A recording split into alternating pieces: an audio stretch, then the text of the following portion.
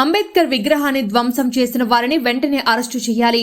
ప్రభుత్వ అధికారులు, ప్రజా ప్రతినిధులు అంబేద్కర్ రాసిన రాజ్యాంగానికి లోబడి పనిచేయాల్సిందే. నేడు అదే అంబేద్కర్ కు అవమానం జరిగితే ఈ అధికారులు, ప్రజా ప్రతినిధులు ఏం చేస్తున్నారు? అరెస్టు చేయలేని పక్షంలో రాష్ట్ర వ్యాప్తంగా ఈ ఉద్యమాన్ని ఉధృతం చేస్తాం. రాజకీయాలకు అతీతంగా ప్రజా సంఘాలను కలుపుకొని నిందితుడిని అరెస్టు చేసేంత వరకు నిరాహార దీక్షకు పూనుకుంటాం. వెంటనే విగ్రహం ధ్వంసం చేసిన చోటనే అంబేద్కర్ విగ్రహాన్ని ఏర్పాటు చేయాలి. ఈ కార్యక్రమానికి చిత్తూరు జిల్లా దళితుల పోరాట హక్కుల సమితి దామోదరం, రాష్ట్ర ఉపాధ్యక్షులు నాగరాజు, నియోజకవర్గ అధ్యక్షులు రఘు, దళిత యువ నాయకులు దాసర సతీష్, గురునాథం, జీవన్, యాకూబ్, మునుచంద్రం, శేషాద్రి, కన్నయ్య, ఉమాపతి తదితరులు పాల్గొన్నారు.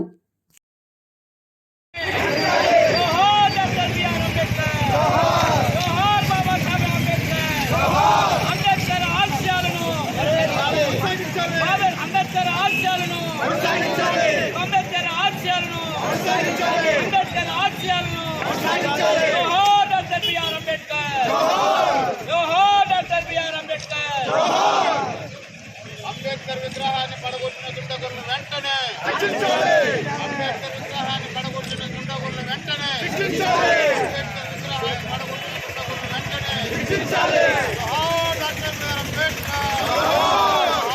డాక్టర్ బిఆర్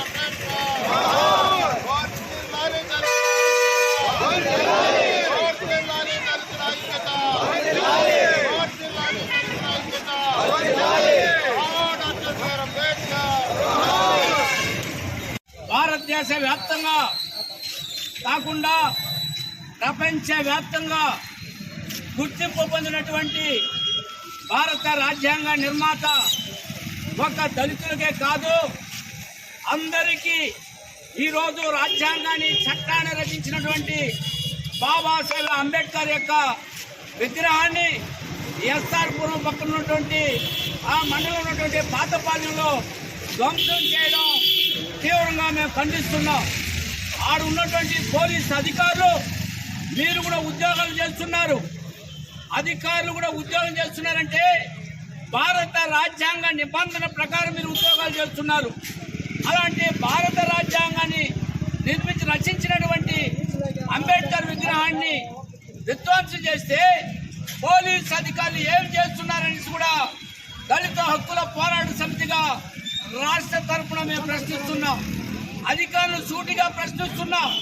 వెంటనే ఎవరైతే అంబేద్కర్ విగ్రహాన్ని తొలగించారో వాళ్ళని వెంటనే అరెస్ట్ చేసి కఠిన చర్యలు తీసుకోకపోతే మన దళిత హక్కుల పోరాట సమితి ఆధ్వర్యంలో దళితులను ఐక్యపరిచి పార్టీలకు అతీతంగా ఏ పార్టీ ఉండి కానీ దళితులకు సంబంధించినటువంటి మొత్తం కూడా 50 మంది అంబేద్కర్ విగ్రహం యొక్క ఎవరు ధ్వంసం చేశారో వాళ్ళని అరెస్ట్ చేస్తామని ఈరోజు మేము డిమాండ్ చేస్తున్నాం.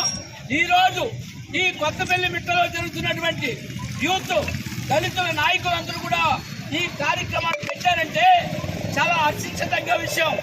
ఎందుకంటే